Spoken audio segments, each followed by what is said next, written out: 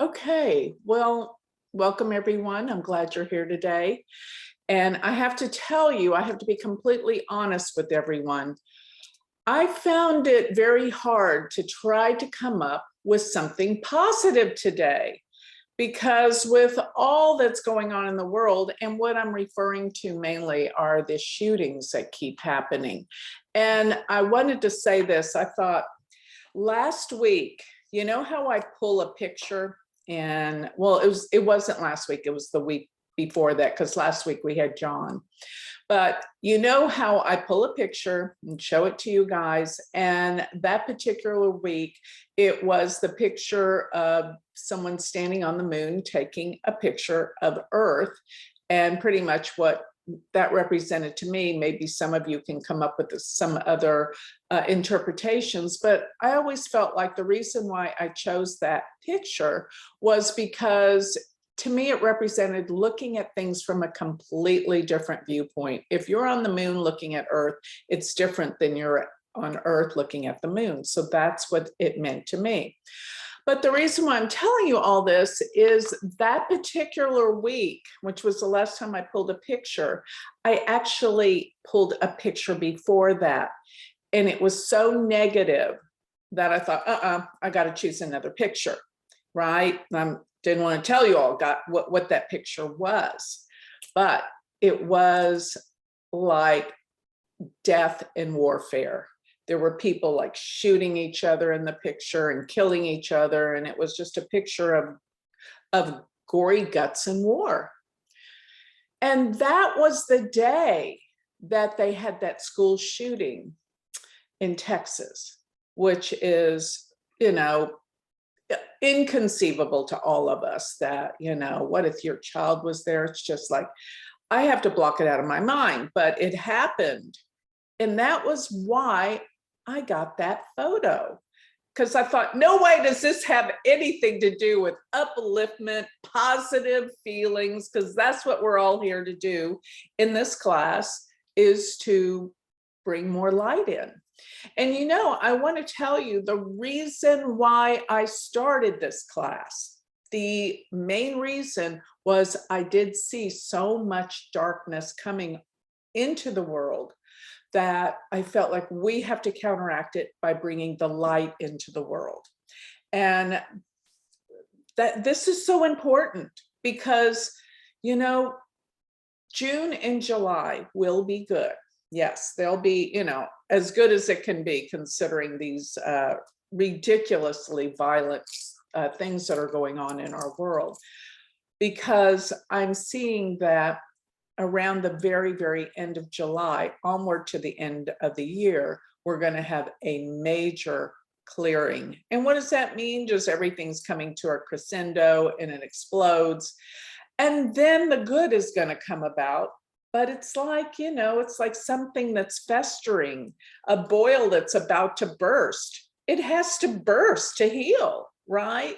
You can't just let this infection sit underneath the surface. It's got to explode and come out. So we have to be more in the light. We can't succumb to all of these negative, terrible things that are happening in the world, because when we start thinking like that, we put out more vibration as to contributing to all the darkness and negativity.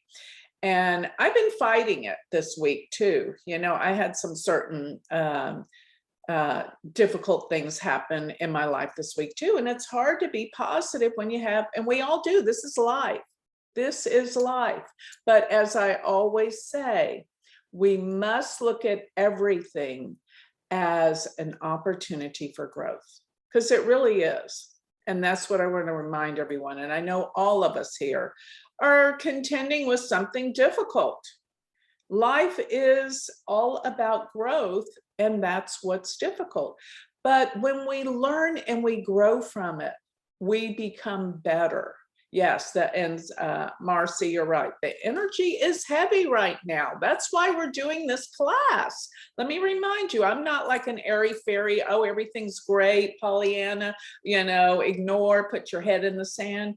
It is heavy, but we have to be of the light and seriously ask ourselves, when something happens, what we can do to change it. And also look at how you contributed to it. Why? Because when you say, oh, it's the world and it's all happening to me, then you're being a victim. Because it's only when we take charge and we say, I have the ability to change this. How can I see, what did I do to bring this into my life in some way? And I know some instances it's going to be really, really, really hard for you to figure that out, such as difficult relationships. You can't figure out why they're so mean and hateful. Well, you had something to do with it. And maybe just in the fact that, I hate to throw this into karma, because karma means you're a victim too. But sometimes it is something, but we're still here to heal it in this lifetime. And of course, difficult health matters. When they come up, you're like, why me? How can this be happening to me, and why? You know, that's a good question, why? So we have to go in and really do some self-analysis as to why, because everything is a sum accumulation of something we have done, whether it's in this life, a past life. But regardless, just owning up to it practically is all you have to do to heal it, and then continue on to change yourself so that you don't perpetuate what's going on. So with all of that, we are going to talk about how we can share and be of the light, being surrounded by darkness. You know, I actually, y'all are going to yell at me for this probably, but I actually had the news on right before I went to bed last night. And I told my husband, this is worse than you watching all those movies where everybody's killing each other. And he loves the mafia, which I think is disgusting because, well, my heritage, my mother's side of the family is from Sicily. So, but I think it's so disgusting that people get away with murdering people. Like the mafia does it. This is my take on the mafia, that they can kill people, but as long as they get that last confession in with that priest, they go to heaven. And that's what oh, how funny. Marcy, you're Sicilian too. Well, anyway. And you know what? People from Italy think that we're like the people that are thrown out of Italy. And, you know, it's kind of embarrassing. You kind of tell people, my mom was Italian. You don't say Sicilian, right? So, but anyway, aside from all that, I watched the news last night, and I got to say, it was worse than any of those movies where people are murdering everyone. I was like, I thought, this is the worst thing I can watch right before I go to bed. What is that putting in my consciousness for my dream state? Horror, right? Horror. Because these things are actually happening in the world. It's like, it's not make-believe. And so I'm not going to do that anymore. I promise you guys, I'm not going to watch it before I go to bed. But have you guys noticed how discombobulated all of your dreams are? My dreams are nuts. They make no sense at all. And usually I can depict something that's making some kind of meaning as to my life, but lately it's been ridiculous. Just the craziest nonsense all night long. At least I do stay asleep. I used to wake up at 4 and couldn't go back to sleep. But it's just, and I have to say, what my summation of that is, there is so much going on with the consciousness and the people. There's so much confusion that our dreams are confused. That's what I think. Maybe I'm wrong, but that's my opinion. But I've got some good news for everyone. I pulled a picture, and I promise you this is the picture I pulled. I won't pull a fast one on you guys anymore. And I gotta say, this is pretty darn exciting, especially after what I went through this week. I might tell you guys, but what do you think about this one? Is that crazy? I'm telling you, I never get this picture. And what is it? It represents wealth and money. I mean, look at that. This is gold and lots of it. So what can this actually mean for all of us, the message today? And, I've been telling everybody that the stock market, and I know not very many people here probably deal with the stock market, but the stock market, the reason why I always talk about it, and you're probably sick of me talking about it, is because it reflects the masses, or it used to. Maybe it doesn't, because maybe it's, yeah, Jenny, precious metals are big right now. Is that right? Maybe that's what it's trying to tell us. But regardless, that picture, when I chose it for the book, I chose it for when you're to come into money and wealth. So something very prosperous is about to happen in the world. And I've been telling people about the stock market's going to go way up before it goes way down. So, don't get too excited. But I think everything's going to go up, and it's going to go up around the end of June, the first 2 weeks of July, that everything's going to go up because something very positive is going to happen that's going to bring happiness to the world. That's what that picture pretty much means to me. But yeah.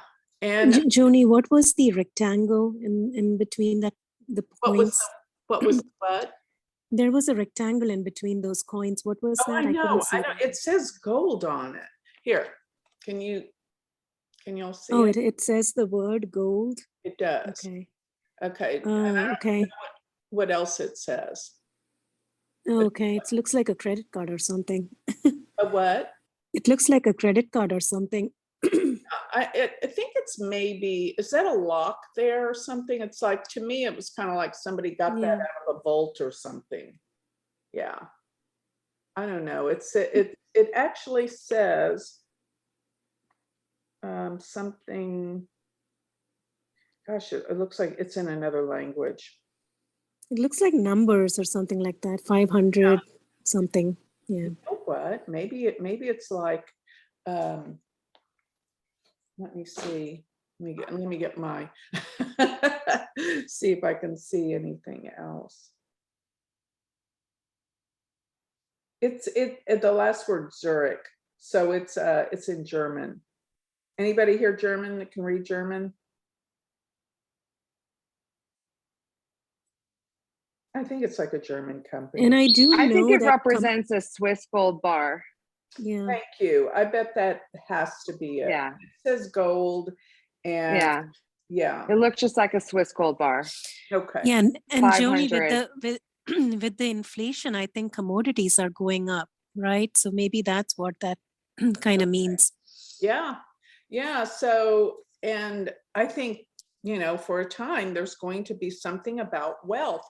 And you know what? You can take this figuratively as well, that we are going to experience wealth from what we're doing, Yes. So, yeah, so that's interesting. And by the way, I'll share with you what happened to me last week. I told Shri, all my Bitcoin was stolen out of Coinbase, which was a lot of money.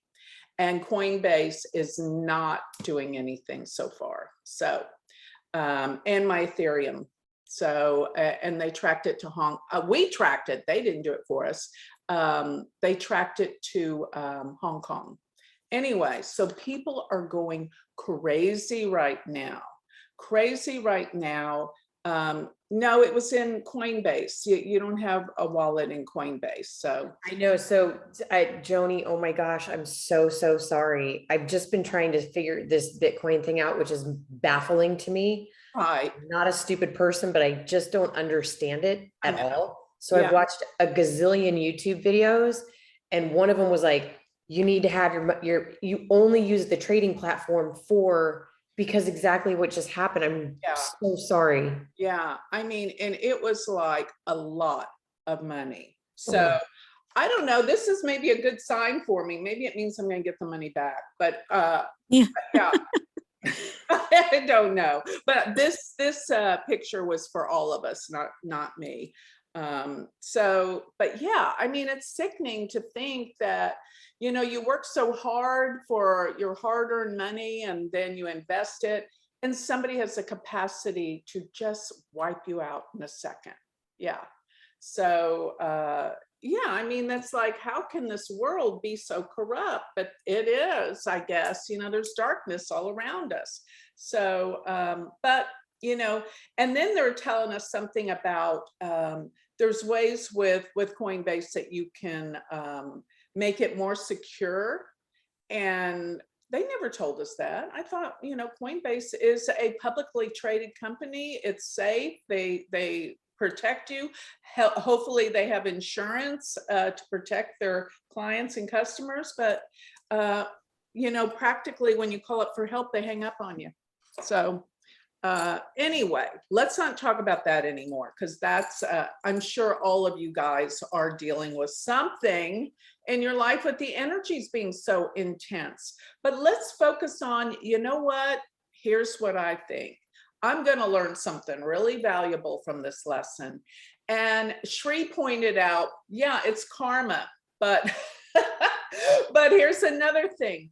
What you lose, especially if you have a good Saturn, you'll always get it back somehow. Okay. Yeah. And Michelle said health is wealth. And yeah, I'm healthy. What am I going to say? This is stupid and insignificant. Really, it is. In the big scheme of things, will I miss that money? Probably not. Thinking about I could have bought a house or a car with it, but stop it. There's and money, here's a saying that a lot of people in recovery say: if money is your only problem, you have no problems. And I believe that, Yes. So let's move on from that and let's talk about the astrology. Well, my goodness, I didn't even pull up the chart yet. Let me pull up the chart for today, because everything's starting to move into different signs. And we're going to talk about how that's going to affect all of us on some level. But you have to understand too, for me, it was hard to find something positive this week to talk about, right? Yeah, I'm thinking, but it's, yeah, to me, I'm over it, really and truly, believe it or not, I am, because I'm looking at how I can change my life for the better. Okay, let's open this up. But hey, if any of you guys do have your money in Coinbase, change it and do whatever you need to do to keep it really, really secure, because people are going crazy right now. They, it's what they say. It's like the Wild West right now. Nobody's accountable for things and people are just going berserk doing whatever they can. Okay, so here we go. We just have to remember to protect ourselves, right? So, and hopefully I could have saved somebody here from losing anything if that helps you, that information. So now let me share the screen.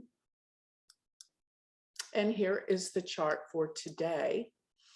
And interesting, because the ascendant and the moon are the same in Leo. Okay, so Leo is the sign and the moon is in the nakshatra Purva Falguni. I know some of you don't know astrology, but to me that is extraordinary, because Purva Falguni is the nakshatra of wealth and relaxation. So maybe we're coming into a time where it's not going to be as violent. And one thing that I've been talking about astrologically is that Mercury has been stationing on the fixed star Egal, and it's right there. And what is that what does that star mean? Well, really, if you look it up, they say it is the most demonic star of the heavens. So it's not like Mercury will go over and the sun will pass over that degree every year, and Venus as well, because they go through all the signs in 1 year. So it can't be that life-changing. But the fact that Mercury stationed, in other words, what a stationing means is when a planet turns from retrograde to direct, or from direct to retrograde, because at that time it pretty much stands still, and that intensifies the power of that planet. So as astrologers, we always look at planets stationing degrees because they're standing still. So in other words, it's making a huge imprint on that place in your chart and in the heavens. And it's smack dab on the worst star that represents actually what a gull represents is decapitation. And it actually literally does mean that sometimes. I remember years and years ago when the terrorists in the Middle East would get the soldiers. I don't know if y'all remember, probably about 10, 15 years ago, they were decapitating people and bringing them out, you know, with a black hood on them, and they decapitated them. A gull was exactly conjunct planets on that day and time. I thought that was literal, but most of the time it's figurative. So if you're losing your head, that means you're losing your mind, you're having a mental breakdown, you're freaking out. And probably a lot of you can relate to that lately. So the world is in this state till Mercury moves from about 2 degrees to 4 degrees, and it's going to start picking up speed. So that's why I said in a lot of my predictions, wait till about a week, and then you'll start seeing where things will start to not be so insane for a time being. And Saturn here just turned retrograde, so it's standing still. I think it turned retrograde a day or two ago. And that's, you know, intense. Saturn's heavy. That's why the energy feels so heavy. It's intense. And in astrology, when planets are 4 placements from each other, it's a square. 1, 2, 3, 4. So squares are the most difficult aspects. They deal with friction and, you know, where you feel like you can't move or you just don't have the freedom to do something. So that square between 2 planets that are stationing caused all of these nightmares that have been happening, I think, with people losing their heads, shooting, killing people. So my point is, and the most important point here, is when Mercury starts to move, so will this bad feeling and this heaviness will start to dissipate. And then we're going to have all the planets shift pretty soon into their own sign of rulership, which I think, going back to the stock market generally is ruled by the public. So, and it's ruled by, you know, when you watch the phases of the moon. And the phases of the moon are, you know, #1 in astrology, whether you do Western or Vedic. #1, watch the moon. Do you have a new moon, a full moon? Is it increasing in light? Is it decreasing in light? So increasing means a waxing moon, decreasing means a waning moon. So when it's growing in light, it's much better. And the moon is growing in light right here, because it's going to grow in light all the way till it hits Scorpio or Gemini. Then it's going to be a waning moon. So what does that mean? Mercury's now direct. Wait a few days. It's the best time you can do something. I'll say when the moon goes into Virgo, it's going to be a great time, which will be the next few days. Don't do anything when it goes into Libra, though, if you can watch that, because it's going to be with K2. But while it's here, I know Mercury still needs to move like 1 degree. So I'd say really about 2 days from now, the moon will be here in Virgo, and Jupiter's going to aspect it. It's a great day to get some stuff done. The moon's increasing in light. So I don't mean to give you guys an astrology tutorial here, but I do want you to just understand, anybody can, you know what, you can ask Siri. You can ask Siri, what is the phase of the moon? Is it waxing or waning? I bet Siri can tell you. And just make sure. Doing things on the full moon is way too intense, but right before the full moon is great, except for K2's here at that point. But you know what? The sun's going to go over here into Gemini, and then we're going to start having the full moon in Sagittarius. And once the moon, every time the moon is in Virgo lately, it's been good. So the moon is in Leo right now. We're learning, we're understanding a lot of new things. Leo is all about being creative. So any creative projects you've been postponing, such as writing, painting, creating a business. You know, it doesn't have to be the arts. Creation, we're all creators. We all create things in our lives. So use this time to create something new. It is time to move forward. Use this time, because we don't have much of these good time periods all the way till about the 3rd week of July. Gather up everything, get everything going, because this is going to protect you when the things do go bad. So, so maybe we need to all invest in gold. I'm just kidding. No, but it's just, this is a very important time. And it's very important for us to shed our light onto everything. And I asked today in meditation what message I needed to give everyone today. And you know what came to me? And maybe you guys have been getting the same thing. It seems like we're all kind of always on the same wavelength. But the voice said, Spirit told me, whatever that spirit is, whether it's my higher self or spirits, guardian angels, whatever you want to believe it is, it's a good spirit. And it said to be kind to other people during this time. That's the most important thing. This, the voice told me. So we have to be kind and do random acts of kindness. When you're out and about and you forgot about, you know, all of these classes and self-improvement, do something really kind to somebody. Turn around, talk to them, or just compliment them. You know, if you're thinking, oh, that girl's got pretty hair or she's got pretty eyes, tell them. You know, that's a kind thing.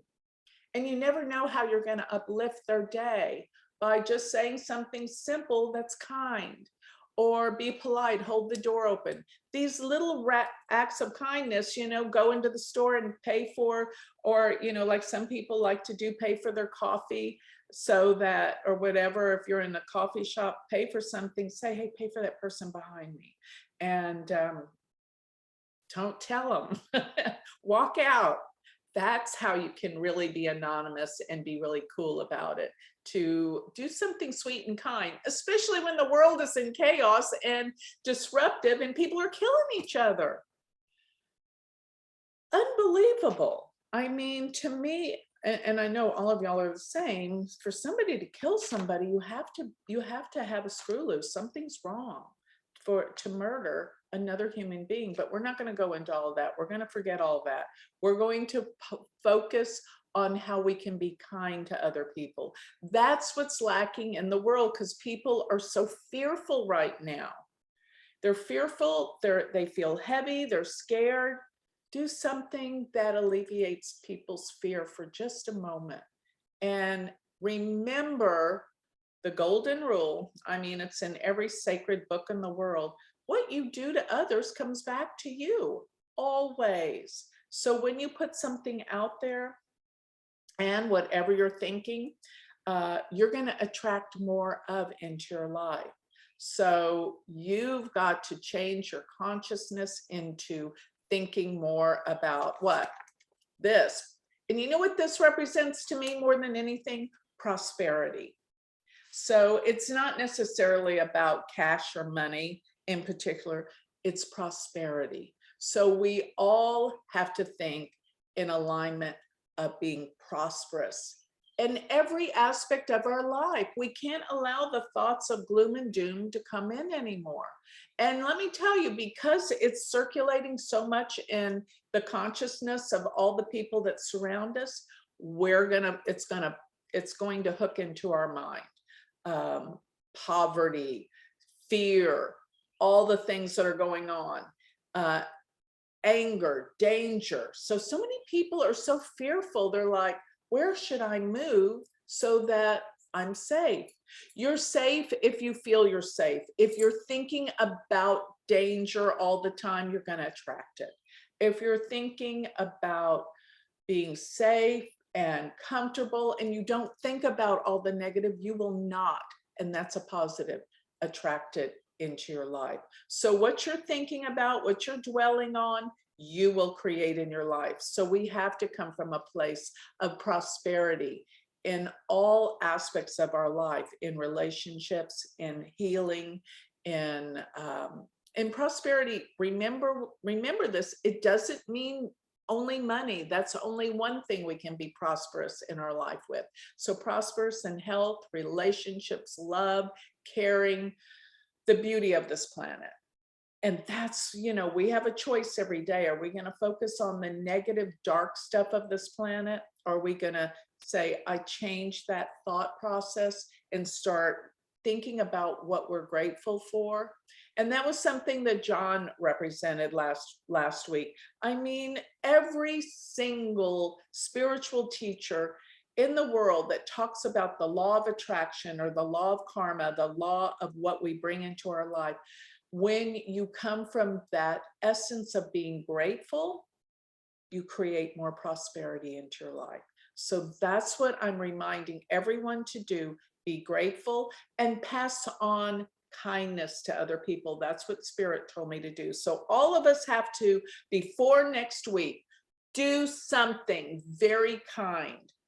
And you know what? It doesn't even have to be a stranger. It can be a family member, but do something very, very, very kind. And you'll see how your life will start to grow and prosper in so many ways that you didn't even think of.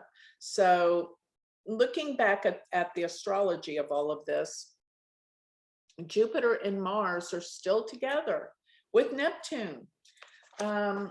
You know what? Neptune rules oil and gas. I told everybody in the world oil and gas were going to go way up this year because of that conjunction. Astrology works. But still, what else does this Jupiter-Mars indicate? Well, Mars in Pisces and Jupiter in Pisces, to me, represent compassion and healing. So maybe that's why I got the image of being kind to other people, because to me that Jupiter-Mars represents being kind.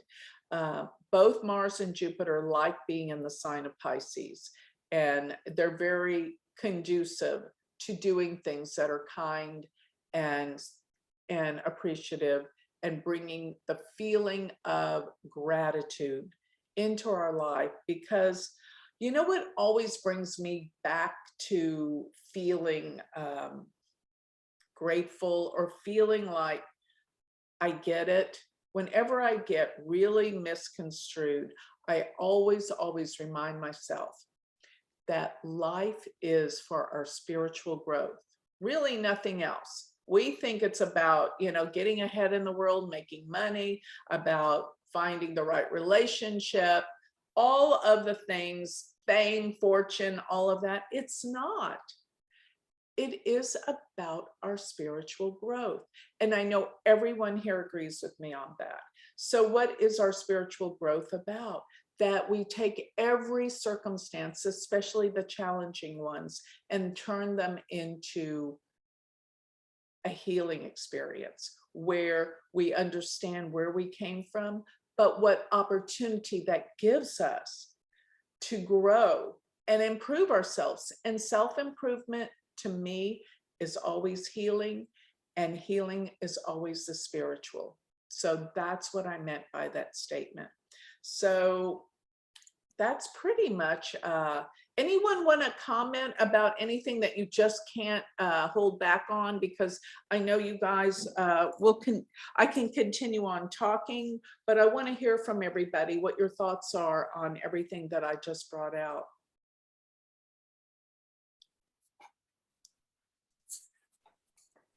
I'll start. Yes. Well, I'm in Vedic. My ascendant is Leo, and that moon sitting on it may be why I feel as heavy as I do. Mm-hmm. But another thing is my husband just went on this month-long survival skill school in Utah. And so for the next 30 days, I won't have any contact with him.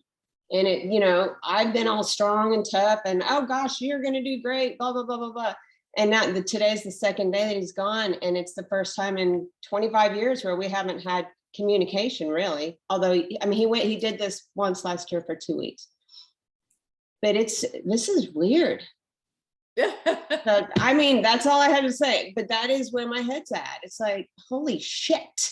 It is really, you know, when you have your best friend with you all the time, and then all of a sudden, and you just brought it back to me that get out of my head, be kind to others. It's the little things like that that remind me of who I am and that I can make people feel really good about themselves just by being nice, just by giving compliments.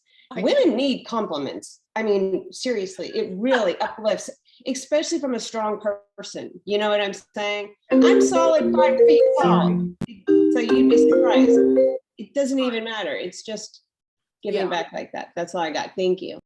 Okay. Well, you know what, Marcy? This is like a huge opportunity for you to work on yourself.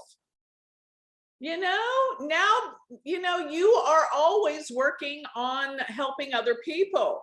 And your husband, you're always doing for him. Now you've got to do for you. Remember what we've been saying in these classes. You've got to first heal yourself and work on yourself before you can even help others. So this came because this was the time that you needed to work on yourself.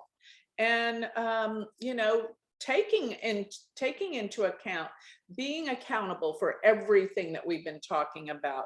You know, now you have time to maybe do some morning meditations. Now you have the time to maybe do some journaling. Now you have some time to go into understanding your dreams, everything that really helps you see yourself more clearly. And then when he comes back, the relationship's going to be 10 times better. Why? Because you've grown during this process. He may think he's growing through this process with all the survival stuff, but essentially this is for you, not for him, to really get into survival mode, if I could say. And this is your survival time, and you don't have anyone to interrupt you. This is like exciting. Look at everything as an opportunity, not as like a bad thing. It's a good thing. You get to take some classes. You get to read some books that you never had time for. This is going to be, you're going to be a changed woman when he comes back. I promise you, this is very, very exciting. So look at it as an opportunity. Get excited about it. You know, every time I get excited about something, something good happens. And you know, I am kind of a Pollyanna where I always think something really exciting is going to happen. My husband gets mad at me for that. He says, why do you always put everything so it's so grand and so great that could never, ever happen? And I said, because sometimes it does happen. He says, you're right. Well, this should make everybody think twice about not signing on to this class when you're not feeling good, because I almost didn't. Yeah. I almost didn't. I thought I'll just listen to the rewind tomorrow. And so I'm really glad that I finally just threw on some makeup and was like, just get in there. So I think this is going to be exciting for you. And do things you would never, ever do during this time, you know, because that's the only way we change and our life will change. If we keep doing the same thing every day, our life's going to be the same. Do something you would never do. And like I say, even, you know, go a different direction or do something different in the morning, whatever it is that would be completely different out of your usual routine. Change it up, because this is how we change and how we can see things from a different perspective as well. So yes, study all the things, get those books out, order some new books. Go online, have fun looking at all the subjects that you love, and order some new books, and, you know, do exercises and fun things that are going to change you for the better. Okay. Love it. I'm so excited for you. I can't wait to hear the end result of this. Seriously, you're on the survival trip right now. thank you. You're welcome. Anyone else want to add anything? That was so cool to look at that from a different perspective, Marcy. Yeah. I just want to piggyback on that. So I'm actually going through Rahu and Venus, and my husband and I have had a really, really intense year. And I came back east and I was supposed to go home, and then I got COVID and I had to cancel my flight and all that. And now I'm going to be out here for a little bit longer. And I feel the same way. I'm feeling kind of invigorated about having a pause and having some time to myself. So I'm going to be with you, Marcy. And like, I just feel like it's a gift the universe is giving me to kind of regroup. And I can hear he's kind of getting some really good stuff out of it. And, you know, we've been married a really, really long time. So I'm not really threatened by what's happening. I just feel like it's been a really hard year, really hard. We've not Yeah, had let me tell anything you like this. something, Deborah. Venus and Rahu are about to conjunct in the sky. That's going to activate your dasha more so. Yes. I think it's in about what, 4 or 5 days or something like that. But it's good. What is Venus Rahu? I mean, it's like, it's intense. You're learning so much more about each other in relationships. So maybe it's difficult, but I have to tell you, what you're learning is going to make your relationship flourish and be better in the future. So ask yourself, what am I learning from this test? Because it's a test, Venus Rahu. What am I learning from this? What am I learning about myself? How am I reacting to all that's happening to me? And you can change the way you're reacting. That's your choice. You have control over that. So I do see this as a gift for you, this pause. Remember this, we say this all the time, but there's nothing more important than this saying. Everything happens for a reason. What is the reason? Let's figure it out. It's always about our growth. It's always about our healing. It's always about our spirituality. So this is so important for, okay, Madeline looked it up. It's June 16th that Venus and Rahu will exactly conjunct. And you know what, how you can take this into something positive, seriously? Venus Rahu, Venus is beauty. Venus is the arts. Venus is, you can take this time for self-improvement to make yourself look better, to feel better about yourself, such as, maybe buying some new clothes.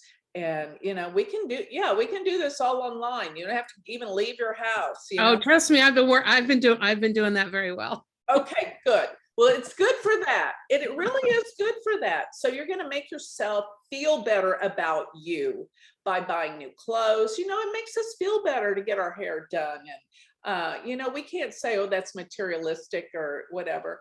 It just makes us feel better, especially as women. Guys feel better too when they go, maybe get their teeth whitened or something, whatever it may be that you're feeling can make you feel better about you, your appearance. And it is, Venus is artistic. So it can be, maybe writing, expressing yourself, doing something of a Venusian type way. Gardening is very, very Venusian. Flowers are Venusian, that it's the beauty of the world. So get out there, garden, and something I feel like when you do a task that is very repetitive, it puts your mind into a meditative state and things come to you. Have you ever noticed that? Things such as, to me, it was always jogging. When I would jog at a really repetitious pace and listen to music, my old rock and roll. Remember, I like the Beatles and all that. But that, believe it or not, now let me tell you something really, really important about this that I learned. Because when I would go out and jog and listen to music with a repetitive beat, it's kind of like the shamans, because the shamans use drumming to put themselves in altered states of consciousness. And actually, this is what's so interesting that I learned about voodoo. Everybody thinks voodoo is sticking, needles in dolls, right? It's not. Voodoo is actually, it's very indigenous to Haiti and New Orleans and all those places, because what voodoo is, it's when they brought all the slaves over and they brought their religion from Africa, but they meshed it together with Catholicism, because that's all that was being shoved down their throats while they were here, probably. So voodoo is a combination of the African traditions and religion combined with Catholicism. And what they do, I watched a whole series on voodoo. I thought it was fascinating because it made so much sense to me about when I would jog and the repetition of the beat. So they use the drumming. And what happens with practitioners that are really, really good with voodoo, they go into complete altered states. They're like shamans through the act of the repetition of the beat of a drum. And I found that when I would go into this repetition of the beat of the music in my jogging constantly, I got, and I'm not kidding you, the most profound insights into my life, more profound for me than my meditation gave me. So I didn't know why that always happened when I would do that. So likewise, if you're not a jogger, which you know what, I haven't spent too much time jogging lately. It's something where you do something repetitiously. And yeah, you can listen to music that gets you in that altered state of consciousness. All of you know that are artists, if you're ever painting, you go into an altered state, okay? Because it's a repetitious thing, but you're into the spirit of yourself that's creating. And you think 1 hour's gone by, but 4 hours have gone by. We've all experienced that. But gardening is the same thing. And even washing dishes, something where you're doing something repeatedly over and over again will click in our mind, our consciousness. And you know, even drumming can do that. Listening to some beats, they say that drumming grounds you more with the earth, okay? The heavy beat, you know, probably heart music gets you to go more outward, but these are important tools to kind of remember. So the Venus Rahu, a lot of people were texting you about certain things. I noticed I wasn't watching so much. But Rahu with Venus, Rahu, whenever it's with a benefic, it supposedly can exemplify and expand on the benefic qualities of what that planet's all about. So Venus is a natural benefic, and it deals with beauty, creation. It deals with the arts and self-improvement. This is what I want you, Deborah, to take from this and to start doing, because you're in that dasha, and when a planet comes together in the heavens, it will expand more. And I think, look at it as a positive to grow in your relationship, not to destroy it. I'm laughing just because it means now we're going to go through that transit while we're separate. And I think that's a good thing. Yeah. And also, I did just order a ton of planters. And as I said, I mean, I've been ordering like crazy with COVID. So Yeah. I'm getting some pots, I've got all sorts of stuff coming. But thank you so much. You're just sort of affirming all of the positives. And I guess it's scary sometimes when you find a relationship that's so important to you going through a difficult time and challenging, and seeing the benefits of having some separate time, I think is really good. Of course it's good. So here's what we have to do with astrology. There can be a very negative connotation of it, or there can be a very positive connotation of it. And really, Venus Rahu should be positive, because we're talking about a benefic. And Rahu is the future and growth. Ketu is the past and loss. So Rahu usually means expansion. And with Venus, so this can expand your love. Let's take it from the positive instead of all the dire things that all the Hindu texts would say about Rahu. In Western astrology, they actually look at Rahu as what we're here to develop in our future. So that means you're here to develop and to work on this relationship right here and now to improve it and make it better. And I'm not just being airy-fairy about this. This is a fact. This is what I want you to take it as. Look at it as an opportunity and love it, and be grateful that you're going through this time, because it's going to improve and make your relationship stronger and better. And that's a promise. Okay. Yeah, Thanks. and Joni, Venus is aspecting its own sign Libra. Yes, that's true too. Yeah, And that's a good thing. and So you're talking about relationships. right, because Libra is relationships, and it's also artistic. Yes. So and musical. You know what kind of comes to me from that? That maybe we should be using music more to help heal our lives, because there's something about sound and vibration that really, really does heal the soul. And you know what? Depending on who you are, whatever your favorite music is, listen to it more these days. It will uplift your spirits, you know? If you love country and western, listen to it. If you love rock and roll like I do, listen to it. If you love whatever you love, we all have different tastes. And you know, sometimes music just brings in a good feeling and good feelings from the past and make us feel good. We need more of that right now. So that's what that Venus Rahu's telling me. And I'm glad Gita brought to the focus of it being aspecting by opposition Libra, and Venus, you know, rules Libra. And so it is a time really that all of us can be improving and working on our relationships and love relationships, marriage. If you're not in a relationship, maybe it's time you're going to meet someone. So let's look at this as what Venus Rahu is really can do for us in a positive light. You know, I was born with Venus Rahu, so I got stories I could tell you, but I'm not going to do it here. That's probably why I buy makeup and hair products and all that other stuff, waste so much money on all that. So anyway, I'm sure some of you all are laughing at me for that, but that's, you know, we all have our thing, right? Depending on who we are and our horoscopes, it's like what we brought from the past and who we are. Okay, so anyone else want to comment on what the subject matter is today and how we can use this information, most of all, to move forward and to get out of all this negativity that's happening in the world right now, because the world needs the light. And if we just succumb to being negative like everyone else, the dark is going to win over.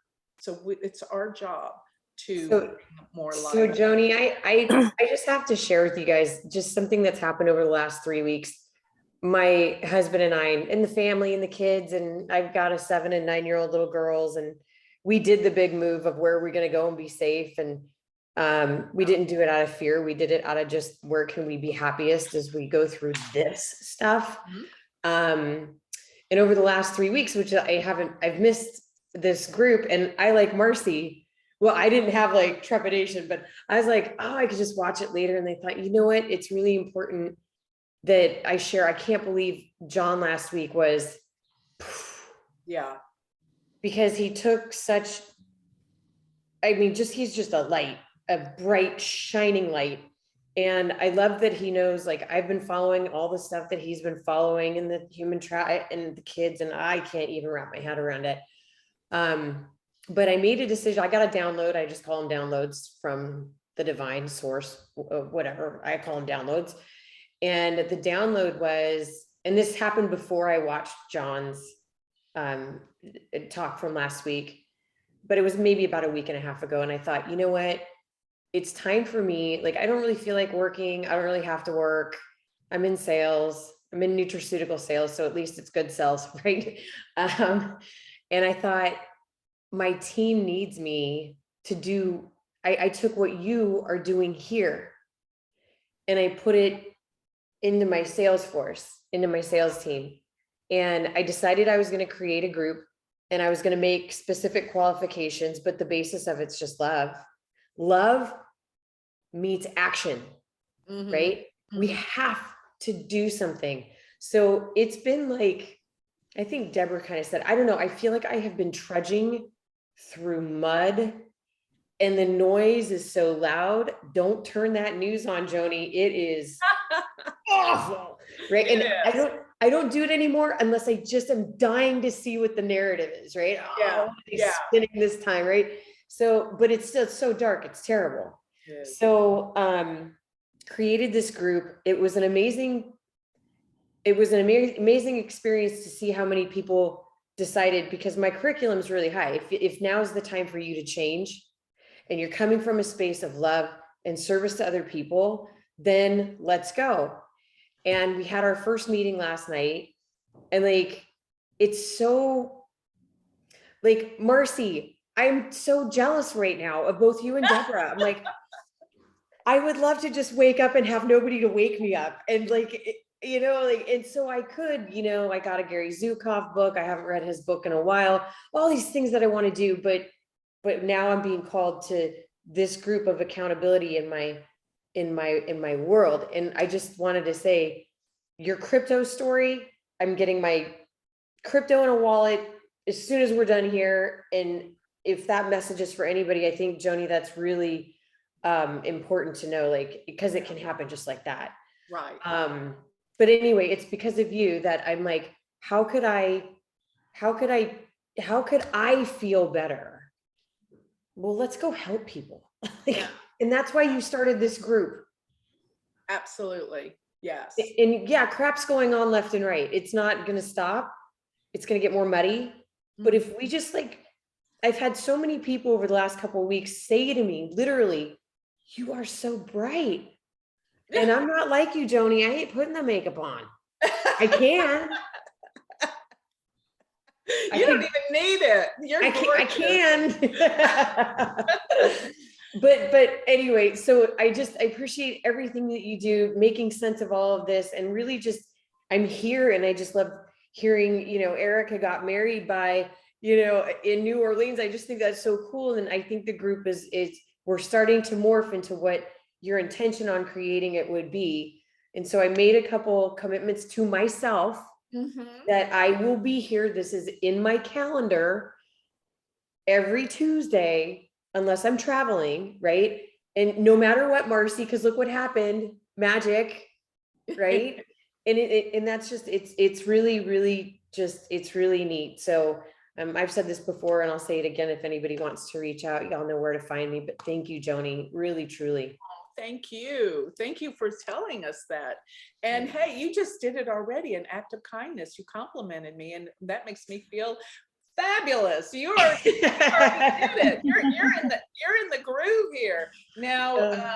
But one thing that you mentioned, two things you mentioned, which I think are very, very meaningful, is that you brought out what the two speakers have brought out. And I think what's so cool about this group is the speakers I bring on, because they pretty much give us a different perspective, and it's always meaningful. And it's always in alignment with what we're doing. So the first speaker, Joe Vitale, what did he say? Action. That's what you said. That, you know what, we got to do something to create what we want. It's not just, you know, making a vision board and being in our head. It is making a vision board and taking the steps in the world that create it. So you mentioned that about the action, which, you know, I forgot about that, but you're right. And I've been following him for decades, right? Right. Action. Oh my God, he and I go way back, y'all. Before he was famous, and he was practically on the streets. That's how long I've been working with Joe. And the other thing that you brought up is what John brought up: commitments. Making commitments to ourselves. Remember? Yes, we have to commit to something. And most of all, above all else, ourselves. Because, you know, I always use the analogy, being a flight attendant my whole life. You can't help the other person unless you put the oxygen first on you and then assist others. I mean, that analogy is so perfect, that we can't help others unless we first help ourselves. So that's a commitment. And you've done both. You've listened. I don't know if you consciously did what the speakers were telling, but somehow you unconsciously absorbed everything, and you're doing it. You're taking action and you're making commitments. And I want to say thank you for reminding us of those two most valuable points that we all have to remember. And I think it was conscious for sure, because I heard John after I made this, and I was talking to my husband about it too. It's like, what do you do? Like, it's all so crazy. Well, you start with you. Oh yeah, duh. And then bring them all with you. And, you know, for whatever it's worth, like, and I get everybody's having a hard time, and I know what's going on, but anytime I can make somebody smile, I do. I hold doors open for people all the time. I help an old lady in a car. Like it's those little things that light us up. Yes. Yes. And another point I want to make, you know what I always told my boys, and they listen to me.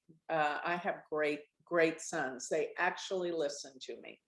And I told them when they were really small, I said, if you see a mom taking the groceries out of the car, don't ask her if she needs help. Start doing it. Because nobody's going to say, oh yeah, please come help me. You know, because I learned that as a flight attendant. Whenever I was not working a flight and I came on a flight, I wouldn't go to the back of the plane and say, do you need help? I would start helping them. Because, you know, it's the people that go, do you need help? They're waiting for you to say no. And they go, okay, great. I did my job, because they really didn't want to do it. The way to really help people is not to ask if they need help. Just start doing it. And you know what? All the moms thought my kids were the best. Why? Because they would do these acts of kindness and they wouldn't say, oh, do you need help with those groceries? No, they would just jump in, start picking up the bags and taking them in the house and helping doing it. So that's something that, you know, is so important. Don't ask, just do it. And that's important. That's my point with that, because, you know, you just mentioned that, made me remember and remind me of, you know, if you're asking, you're waiting for them to say, no, I don't need help. If you do it, that your intention is authentic and real, and you're really helping people. Okay. So thank you. You're amazing. Oh my God, Sonia, you are the best. And Joni, I wanted to also thank you for the message about, you know, bringing in positive to dispel the darkness, because if we are the only ones who can do that, right? I mean, we can only control the way we act and the way we think about things. We don't have any control on what others are thinking or doing, right? Wow. But the fact that you mentioned that was very powerful, because, and I apologize, my video is not on. I've been having some allergies and I think some kind of flu. It's not COVID.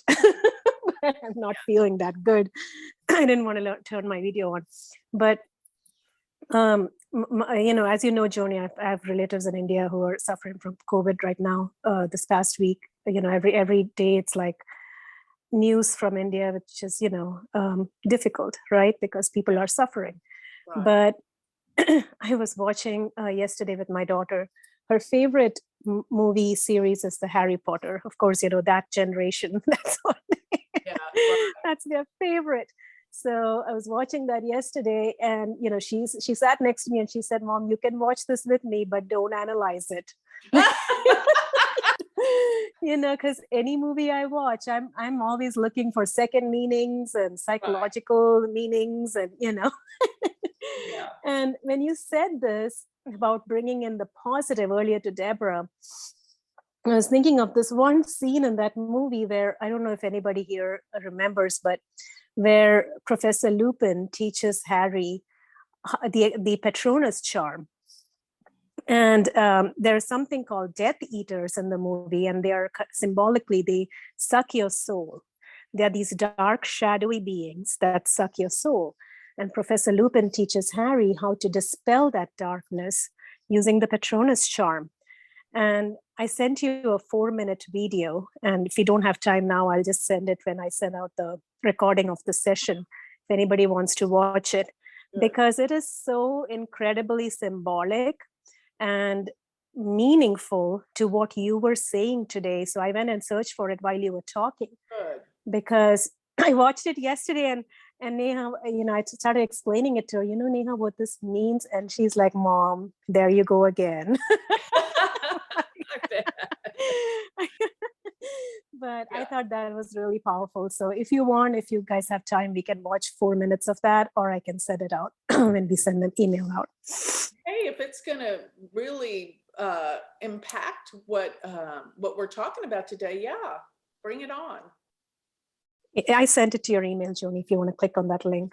And only if everybody else here is okay with it. I know, you know, Harry Potter is like a new series, and, you know, I'm not sure if everybody's into it, but I thought it was very powerful, the meaning compared to what you were talking today.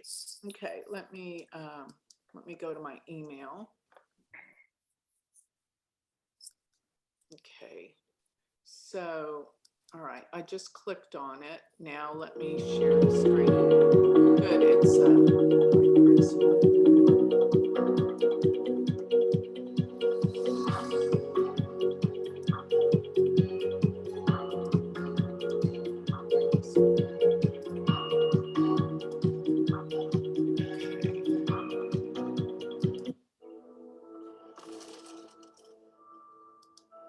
Harry. You came. Now, are you sure about this, Harry? You know, this is very advanced magic, well beyond the ordinary wizarding level. I'm sure. Well, everything's prepared. Now, the spell I'm going to try to teach you is called the Patronus Charm. Did you ever hear of it? No? Well, the Patronus is a kind of positive force, and for the wizard who can conjure one, it works something like a shield with a Dementor feeding on it rather than him. But in order for it to work, you need to think of a memory. Not just any memory, a very happy memory, very powerful memory. Can you do this? Yes. Very well. Close your eyes. Concentrate. Explore your past. You have a memory. Allow it to fill you up. Lose yourself in it. Then speak the incantation Expecto Patronum. Expecto Patronum. Shall we? Wand is ready.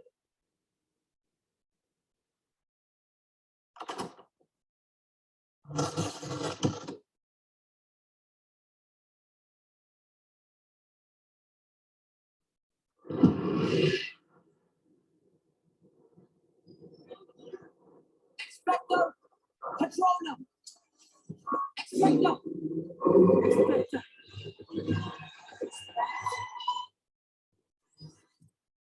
Here we go. Come on, sit up. Deep breaths. All right. I didn't expect you to do it the first time. That would have been remarkable. Here, eat this. You'll feel better. That's one nasty Dementor. Oh, no. That was a boggart, Harry. Boggart. The real thing would be worse. Much, much worse. As a matter of interest, what were you thinking? Which memory did you choose? The first time I rode a broom. Well, that's not good enough. Not nearly good enough.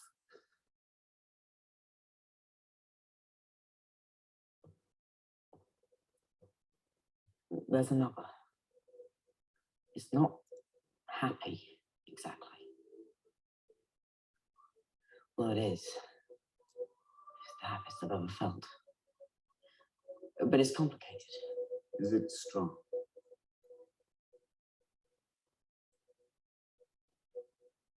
Then let's give it a try. You feel ready? Just do it.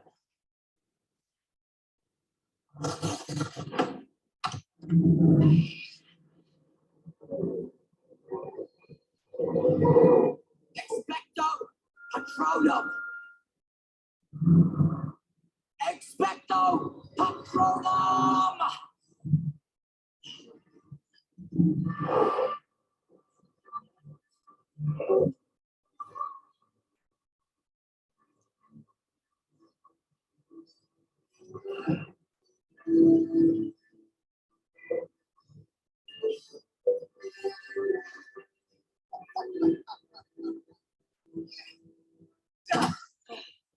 Well done, Harry. Well done. I think I've had enough for today. Yes, sit down. Here, eat this. It helps. It really helps. And just so you know, Harry, I think you would have given your father a run for his money. That is saying something. Oh. I was thinking of him. And Mum. Seeing their faces. They were talking to me. Just talking. That's the memory I chose. I don't even know if it's real. But it's the best I have.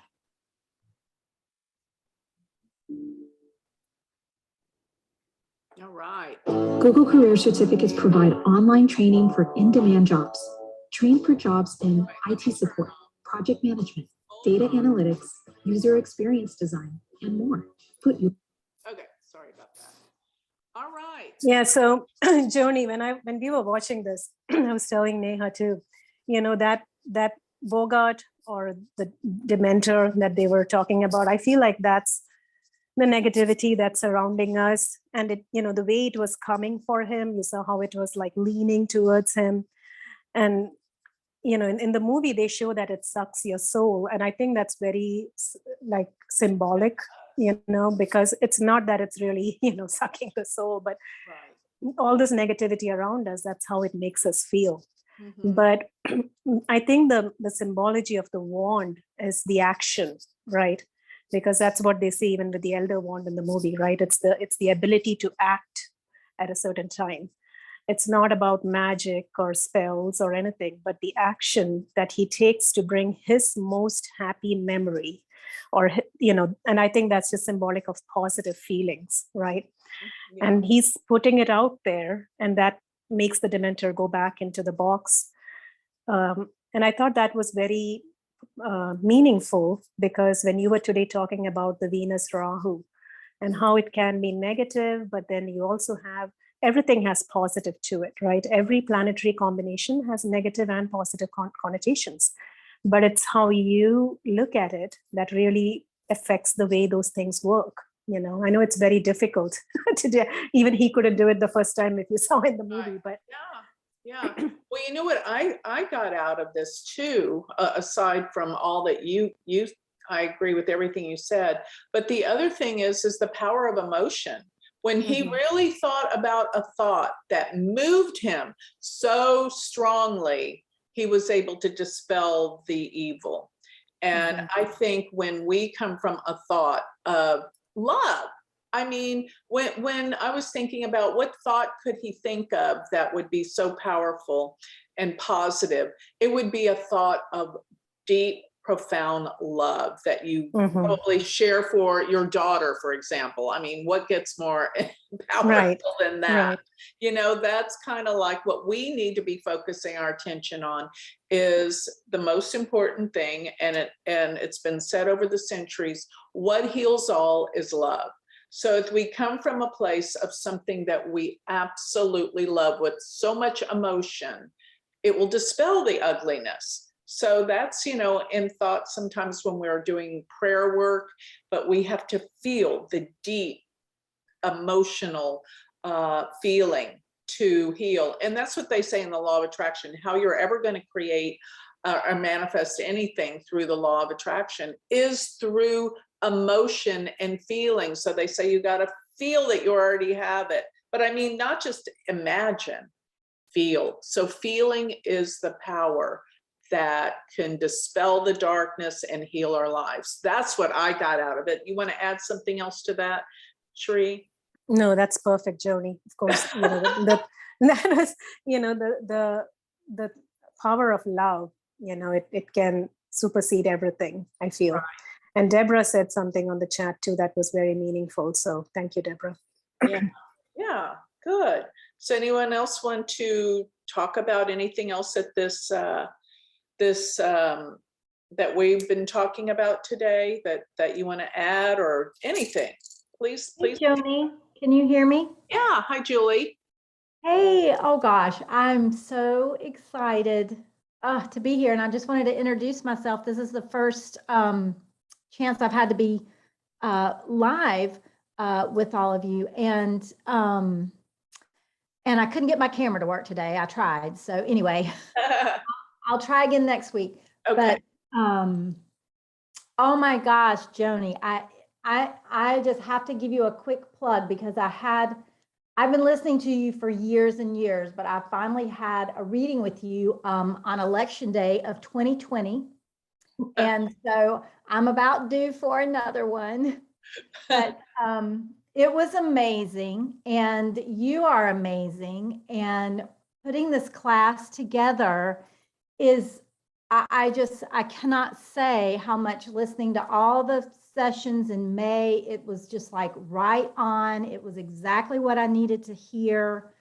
And even today, some of the things that you've mentioned, like shamanism and drumming and music, and it's just, I call my higher power my galactics.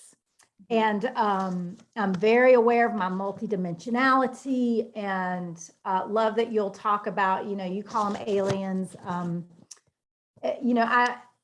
I just, all the pieces, are coming together, and there's so many pieces out there, and the collective unconscious, like you were talking about earlier, it is so extraordinarily heavy.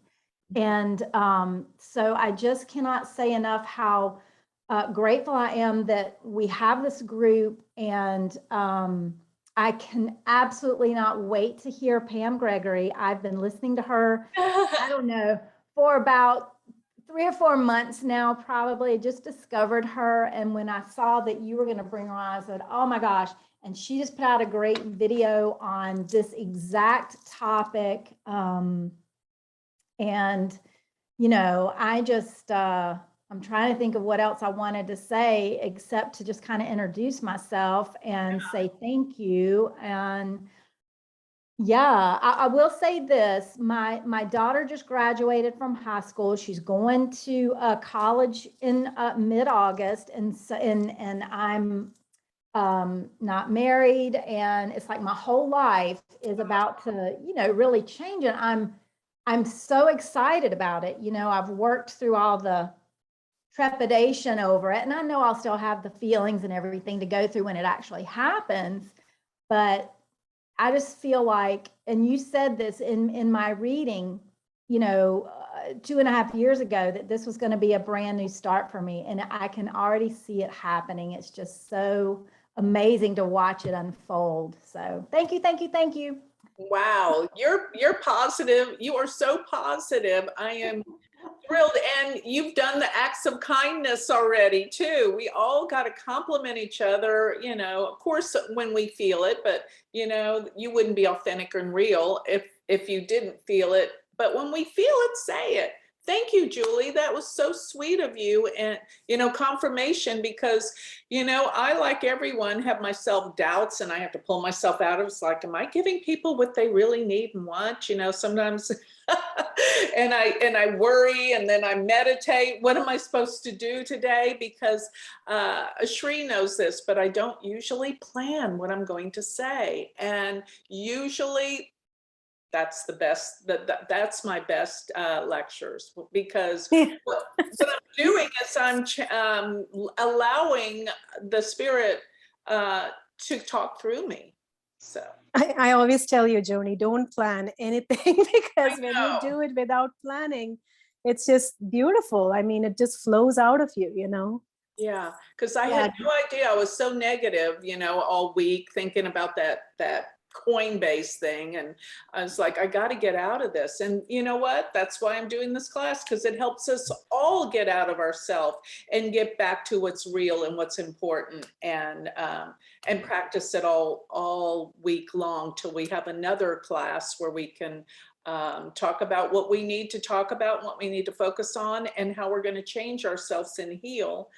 And come from a place of love. I think, a few of you mentioned that. That's the most important emotion and feeling, and heals all, love. So we always got to return to that. There's been so much written about it, but it's not complicated. And Pam, I listened to Pam Gregory, one of her talks last week about breathing into the heart. I thought that was so cool. She's such a sweet woman. It'll be so cool to hear her ideas about spirituality and what she does, and how she can help us. So it'll be amazing. I know she's so sweet and kind. If y'all don't know who she is, she's a Western astrologer from England, and she is just the sweetest woman. Watch some of her videos. You'll get a sense of her kindness. And she's starting to do more videos on spirituality and meditation too. Yeah. So y'all know who Joni, she is. this is Michelle. Hi, Michelle. I just wanted to say that when I said health is wealth, it's just because I felt horrible. That makes it sound like it's not a very, No, so, you're like absolutely I was right. touching, but when you're sick, as you know, when I think a lot of people can relate to what's happening with COVID. Dan and I both got COVID this last couple weeks.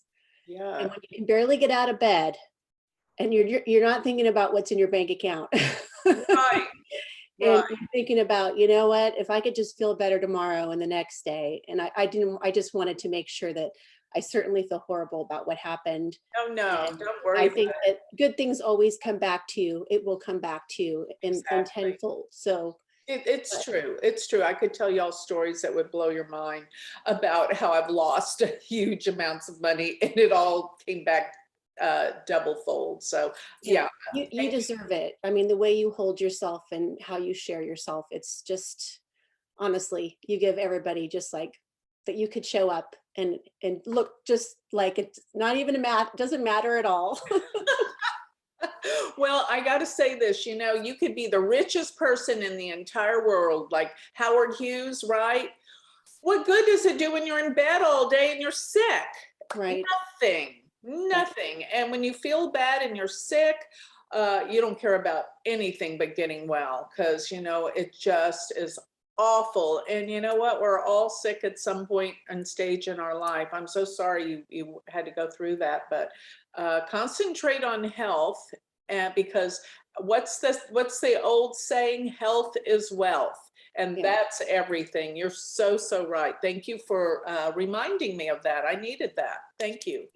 You're welcome. Thank you. All right, anyone else? We've got just 6 more minutes left before I want to close. I know somebody's got something important to say. If I could say something about the video that Sri shared, that was amazing, because I love also to look at all the different nuances of the little signs that they're showing us. But I work as a therapist, so I treat people, and so I'm always in healing. And I was talking to somebody yesterday, and so many things that we were talking about came up today. So it was very interesting how the synchronicities were working out. So a few things I came up with when I was watching that Harry Potter clip was that, we always have to, we have to create that feeling in our heart of positive love, that, like he was saying, go back into the best time of your life and try to recreate that emotion. And when the demon came out of the box, you could see what Harry was doing, and he went into fear.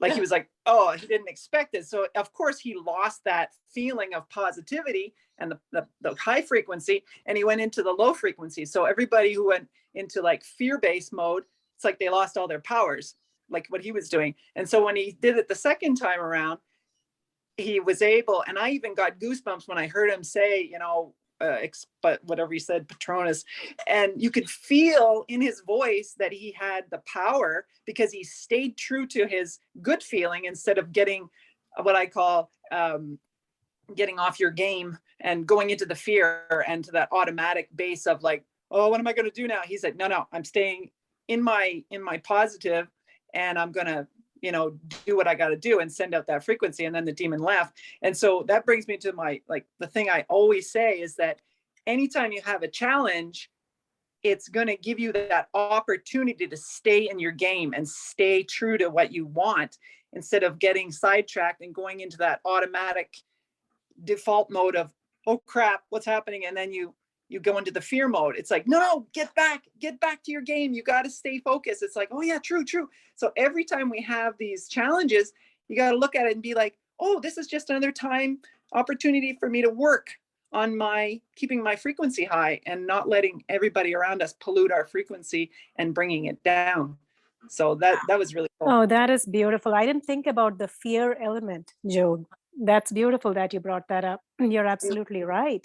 The feeling I got in I felt goosebumps when he said, he's a really good actor actually, because I could feel the emotion that he was able to stay with it, versus the other one I felt like, he's like more scared. It was scared, so weird. yeah. It was a weird feeling. And that's another thing that exactly what, Joni, I don't know how you do it. It's just natural to you.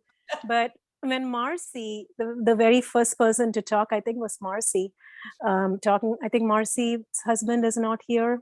I believe so. When she said that, Joni, the first thing you said was, this is an opportunity. And that's exactly what Joan is saying now. You know, it's just so amazing that you don't even have to think. It's so natural to you.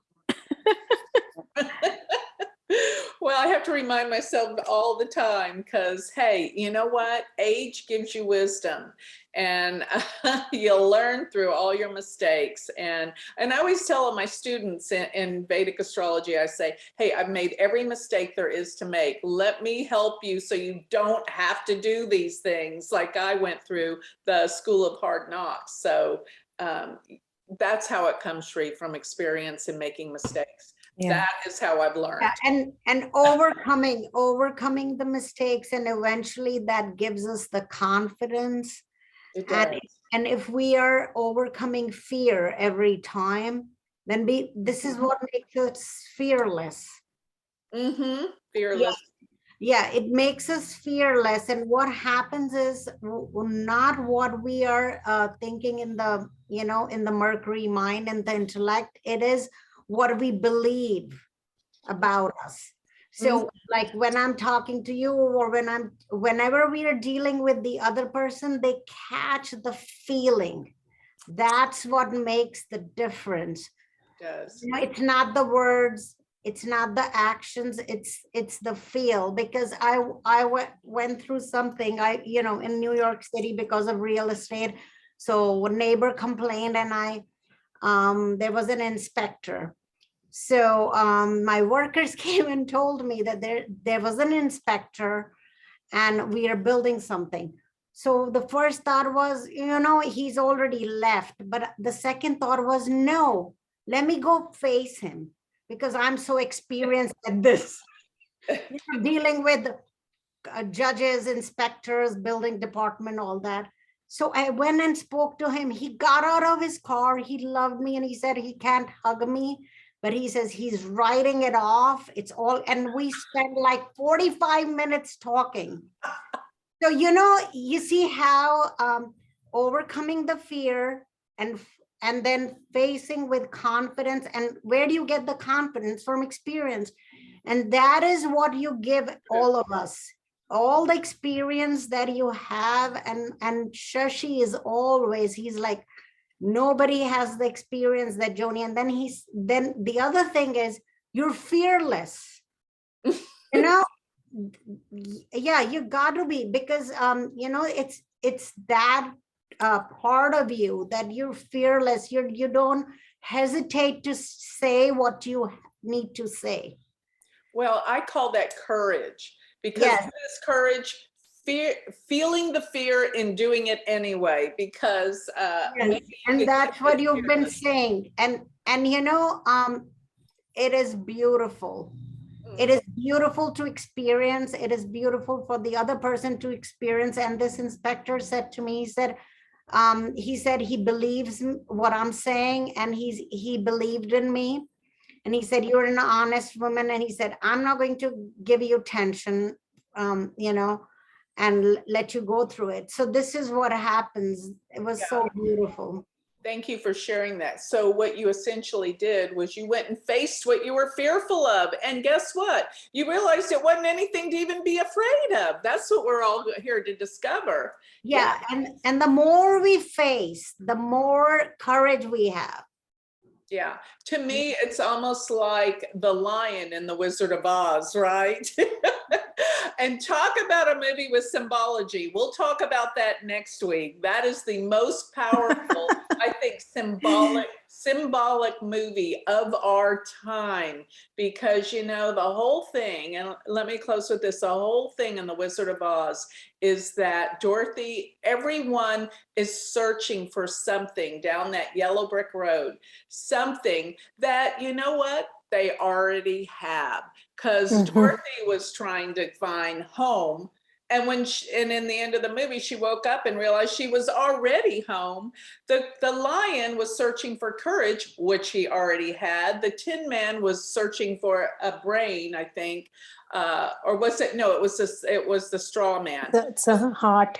Yeah, and the Tin Man was looking for a heart, or did I get that right? One way or another, Yes. they exuded those qualities throughout the movie. So we're all searching for that which we already have. And that fear, what is the old saying? There's nothing to fear but fear itself. So we have to go face our challenges and realize there's nothing to fear, and we will overcome it. Be courageous and go out in life and do acts of kindness. We're going to make a big difference in the world this week.